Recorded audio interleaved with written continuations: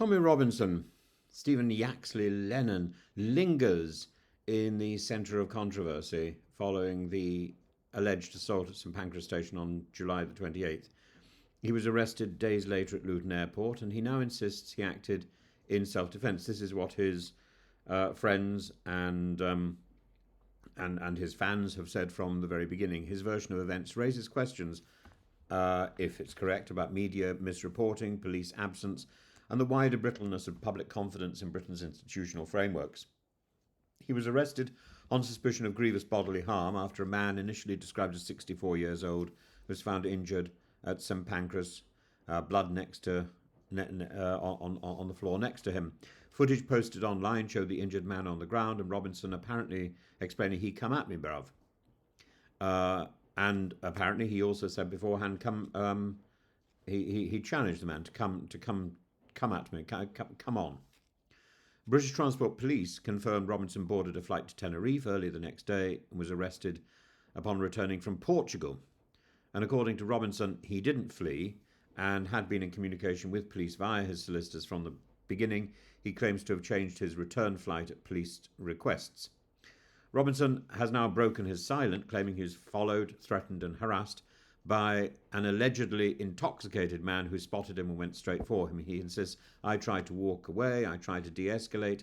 Only when he physically confronted me did I defend myself." And Robinson denies that the man was 64, accusing the media of lying. He further claims that at least one key witness was a far-left activist and an actor with a political agenda. He also suggests audio and CCTV evidence will exonerate him, calling for the Metropolitan Police to release the full footage. Robinson claims the press spun the story to fit a predetermined frame, characterising him as the sole aggressor. He describes feeling set up, noting that some statements by witnesses allegedly contradict the audio or the video footage, and this reflects a broader mistrust. Robinson and his supporters argue that traditional media cannot be trusted to tell the truth about controversial figures like him. And in an unexpected twist, he says that he was also arrested for sharing a Daily Mail article allegedly under the Online Safety Act, highlighting how free speech and media privilege diverge sharply in British law at the present moment.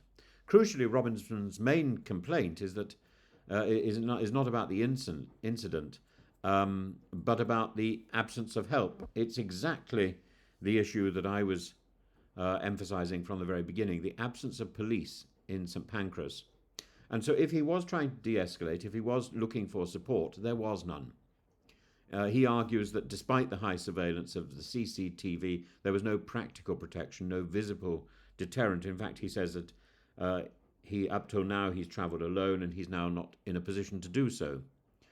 And this isn't a Robinson-specific complaint. I found myself in a similar situation in a way in Nuneaton. There was no working lift, no platform information, no staff, despite the sky-high ticket costs. And if you're waiting for over an hour for a train that gets delayed, and you don't know where you're supposed to be, which platform you're supposed to be on, because the information, the train companies are more interested in advertising than they are in giving precise information. So if you know exactly where your train is finally due to stop, I suppose it's easy. It isn't easy when you arrive in a station because the information only goes up to a certain time. So if your next train is due in an hour's time, you're not going to find that information anywhere. And you're not going to find it online because the train is delayed. And in my case, I hadn't bought my ticket online, so there was no update on my ticket at all by the train line or whatever ridiculous organisations produce this information. So you have to get it from a platform assistant, from a station helper, and there was none. And it's not the first time I've been caught in a station which is completely abandoned, before dusk, a completely empty station.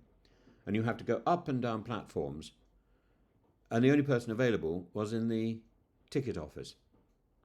And that, again, was a rare occurrence. These things are not isolated events. They form a pattern across the UK. Transport hubs and public spaces are increasingly policed by cameras, not people. Surveillance replaces presence. And it fails. It fails to protect people. It fails to give people reassurance. As of now, Robinson hasn't been charged. He's on bail. And an interesting point that he makes is he still has his passport. So he is due to return to the police station on the 2nd of September, I think. But he still has his passport. He's not been charged. And if the full footage supports his version and the media is shown to have reported inaccurately, this will further embolden his base. If not, and charges are brought, it may reinforce long-standing criticism of his public conduct. I think it still comes down to the proportionality of his response. A thump that knocks somebody out unconscious and that leaves a pool of blood is an extraordinary response. But a perception of bias in police handling, media framing, institutional trust remains central to the Robinson story. And the episode, I think, therefore, is not just about Tommy Robinson. It touches a nerve in British society, the gap between visibility and security, between narrative and truth, between law and politics. This is growing, and whether one agrees with Robinson or not, the deeper concern is clear.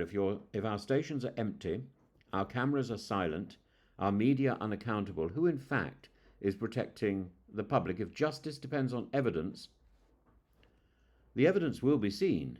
If safety depends on presence, that presence should be real.